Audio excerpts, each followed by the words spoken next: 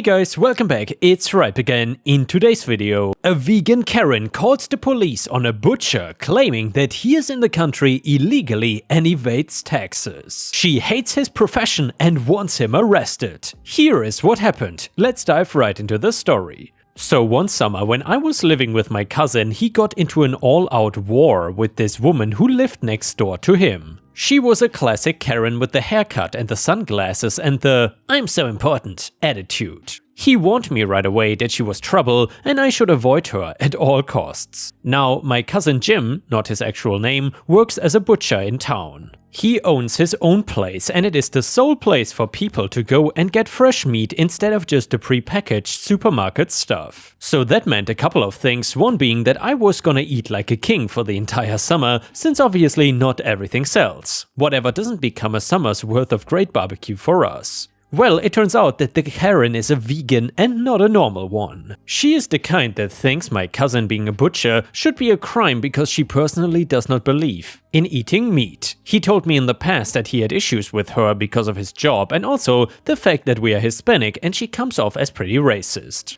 I actually got a first-hand experience of that when I was outside relaxing and she started questioning what I was doing in the neighborhood. Like if I was working as a landscaper or if I ever had permission to be here. Then when I couldn't respond fast enough, assumed I couldn't speak English, so she started yelling at me that if I don't know the language to go back where I came from. Jim came and bailed me out of that situation before anything worse happened. Later that week, she actually called the police on Jim, claiming that he was in this country illegally and tried to get him deported. He was at work when this happened and had to deal with the repercussions of the police coming into his shop. He had proof that he was born here and once the police saw that, they left him alone. Still, he knew it was Karen and that once she didn't get her way, she was just gonna get angrier.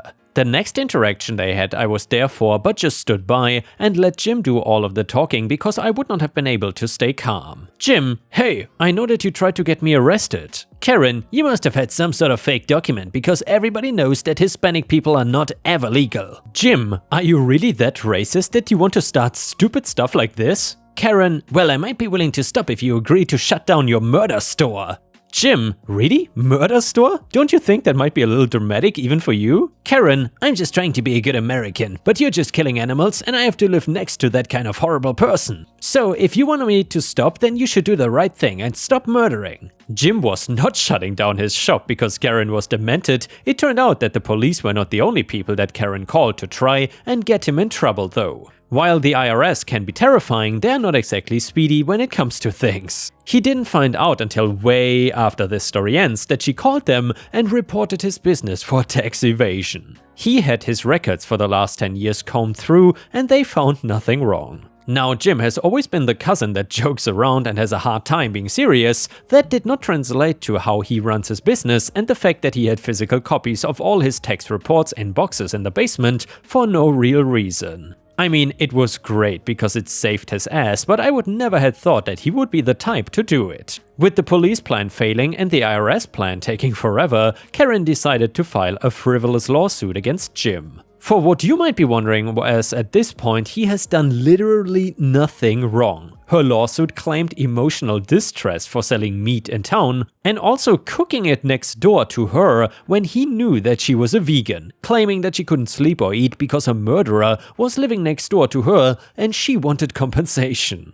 I think you can sense a theme at this point because what happened next was, you guessed it, nothing. The lawsuit went nowhere because none of her claims were a valid lawsuit that any lawyer would touch with a 10-foot pole. She could find one claiming emotional distress, but once details were given, nobody was gonna sue Jim for just doing his job and living his life. We were sick of Karen at this point though, as I had been there for about 6 weeks and only staying for a couple more. Then the best opportunity happened when the entire town ended up with a blackout due to the heat. Normally a blackout would suck, and at first it did for everybody. No electricity meant no AC, no internet, etc. Jim had an amazing idea though. He called me to come over to the shop and when I did, he showed me how a lot of product was gonna spoil because of the blackout. It just wasn't gonna sell within the day and he normally would need to dump it all and take the loss. Well, instead he wanted to do something that would piss Karen off, so he got my help to run around town and tell everybody that he was having a big barbecue at his house. With the amount of people that said yes, it was looking like block party amounts of people. Other people wanted to help too, like the ice cream place who would bring the ice cream that would melt otherwise. The local grocer would bring ice since it would just go to waste as well.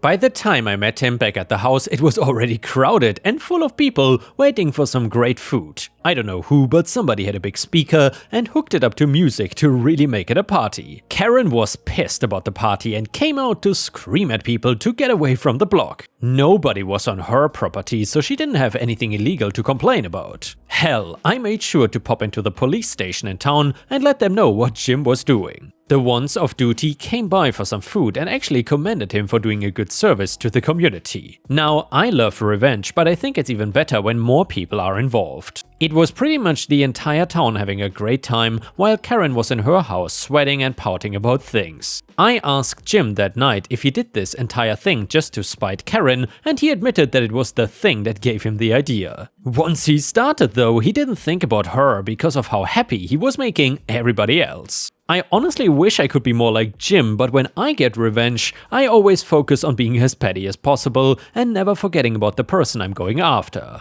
I have a lot to learn from Jim, but I think I would start by learning how to make a ribeye as well as he does. And yeah, ripe stars, props to Jim. Not every single revenge story has to end in people getting arrested, and clearly Jim is the bigger person here. He is not vengeful and he doesn't want to hurt others, so props to him for that. Either way, the next one is a petty revenge story. For several years, I was a banker at an institution that no longer exists. During the last days, a good chunk of the employee base left instead of sticking it out to the bitter end and getting laid off. So then corporate decided to move people around to our location since we were the corporate office. Enter N, not real name, on the teller line, who is your typical middle-aged religious white lady who thinks that she is above everyone else and was the most insufferable nosy person ever. Now, one day I'm finishing up with a client who wants to withdraw some cash before they leave for the day and walk them over to the teller line. N is currently open, so I bring them to her and briefly use the stapler at her station to staple the client documents together. In front of the client, N stops and goes, that's my stapler. I tell her that it's the bank's stapler and that they supply one to every station. I also give a subtle nod to the client as to remind her this is super unprofessional. Completely ignoring my hints, she looks me dead in the eyes and goes, I wrote my name on it, so it belongs to me. The second that sentence leaves her lips, I formulate a petty plan. As soon as Anne leaves for the day, I get to work. I print out a good 20 to 30 labels of my name and start taping them to everything in her workspace. Monitors, individual pens, keyboards, mouses, pictures of her family, etc. The next morning when she came in and saw it, her face got red as hell. Did not help that everyone else thought it was hilarious because she was a pain in everyone's ass. When she told the manager he called me in, gave me a half chuckle and just asked me to go a little easier on her. And yeah, ripe stars, if you still enjoy these petty revenge stories, then please don't forget to like the video and maybe even leave a comment because that would help me tremendously. Thank you so much. The next one is a fantastic malicious compliance story. I, male 19, work as a cashier in a gas station in Miami Gardens, Florida. Naturally, the people that come into the store tend to be on the crazier side. The story had a line of maybe 7 people. Now, at this point, I had the register closed sign up and I was stocking the vaporizers and accessories on the shelves behind the counter. My coworker was handling the customers in line. I turn when I hear the door opening. Another lady walks in without a mask on. And I guess this was during the pandemic. Anyway, I politely ask, "Excuse me, miss, do you have a mask that you could put on?" She scoffed at me and rolled her eyes as she dug in her purse for a minute or two. Finally, she pulls out a ready little mask with only one functional strap and holds it to her face while she is waiting in line. Well, apparently she couldn't do that for very long. She comes to the front of the line ranting and raving about how the line is too long and that we shouldn't be keeping a valued regular customer waiting.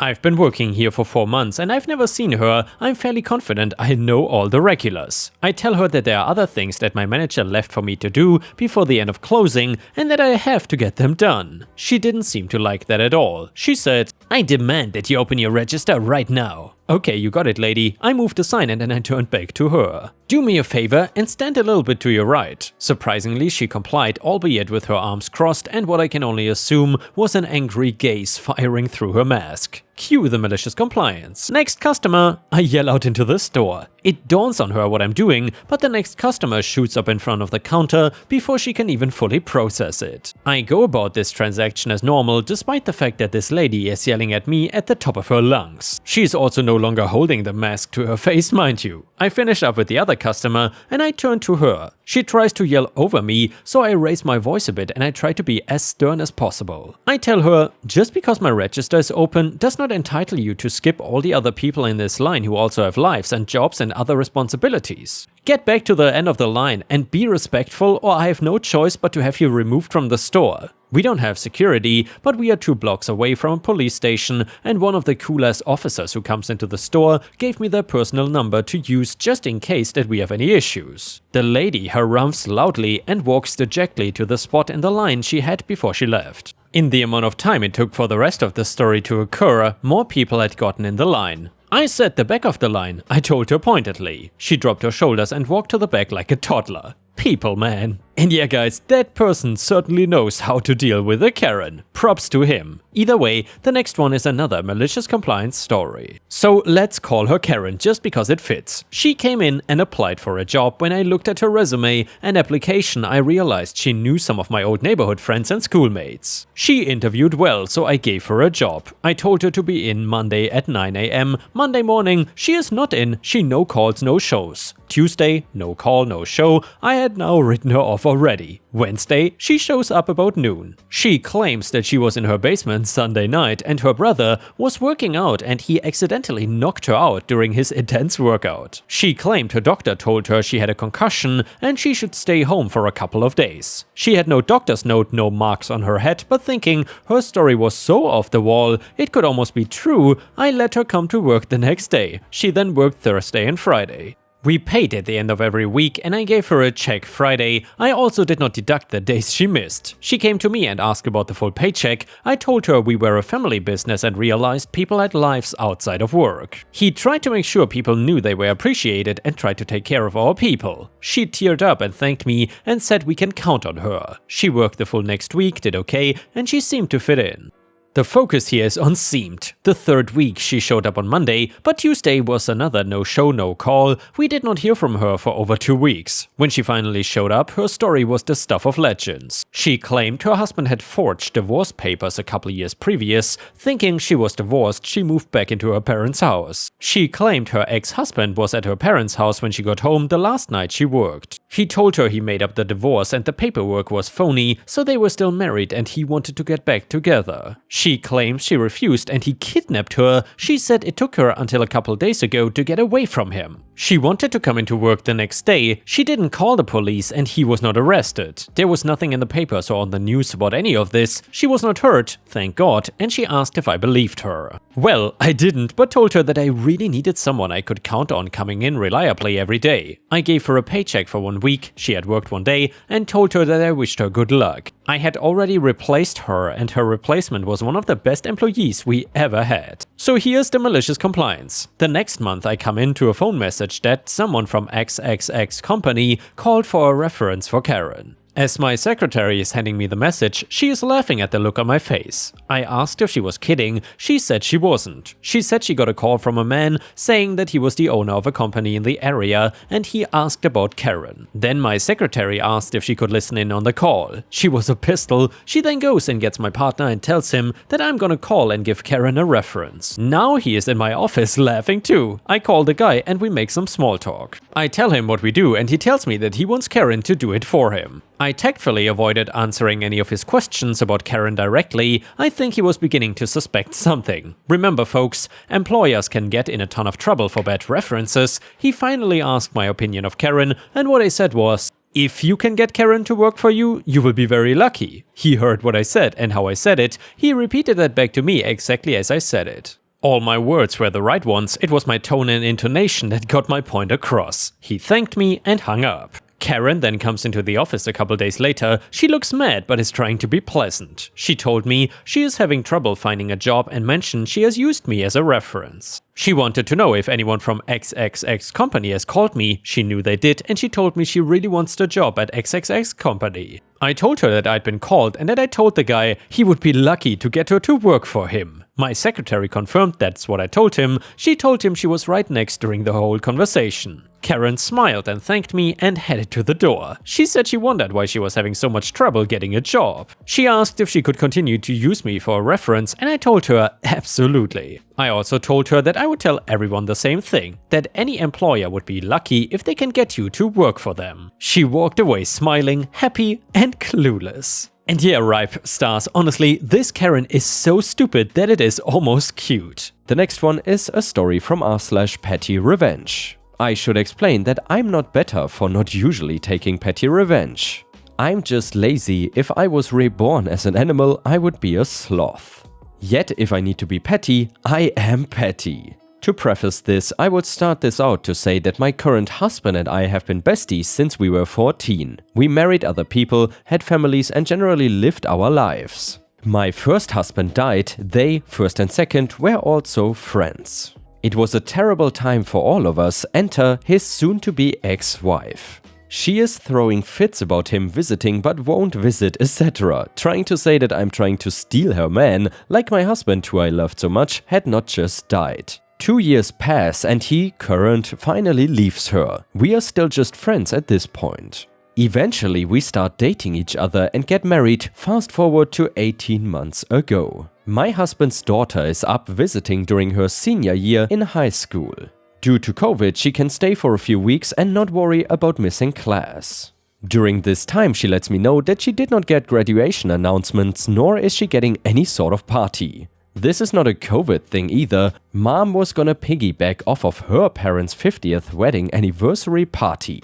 Well, I am a professional photographer that specializes in SR portraits. I take a bunch of pictures, even though mom had some done 6 months prior, and make up announcements. By the time the cards show up here, she has already gone home. At that point, I just call my stepdaughter SD and get the names and address for the people she wants to send these to. I also add a camping weekend invite for her grad party later in the summer at my house. I send these to everyone to include her, bio-mom's parents, which is slightly petty. That led to a string of events. The first, bio-mom throws together a party that my husband and our son end up going to. Bio-mom did not like that. It also clicked in my brain what this could mean, so I then told SD about the car we were going to give her. Not a lie, and a beginner beater. So mom goes and gets her a much newer and nicer car. Then I tell my dear SD about a cruise that I want her, my daughter and I to go on. And now mom has booked a Mediterranean cruise for the two of them. I get SD a duck and chicken. Don't ask, you all asked, it's in the update. And now mom has 6 chickens for when SD comes to visit. Right now I'm trying to come up with something else. I'm thinking a nice tasteful piece of jewelry. I will add that mom has some serious narcissistic traits and made SD's life miserable. We were unaware and SD is living with us and attending weekly therapy sessions. Although lazy, in this I am spiteful and willing to put forth the time and energy. And with this, we have reached the end of the video. However, if you cannot get enough of my content, please check out my endless playlist, where you can find thousands of hours of content. In addition, please don't forget to subscribe to my channel to not miss any of my daily uploads. Thank you so much in advance, and I hope to see you again tomorrow.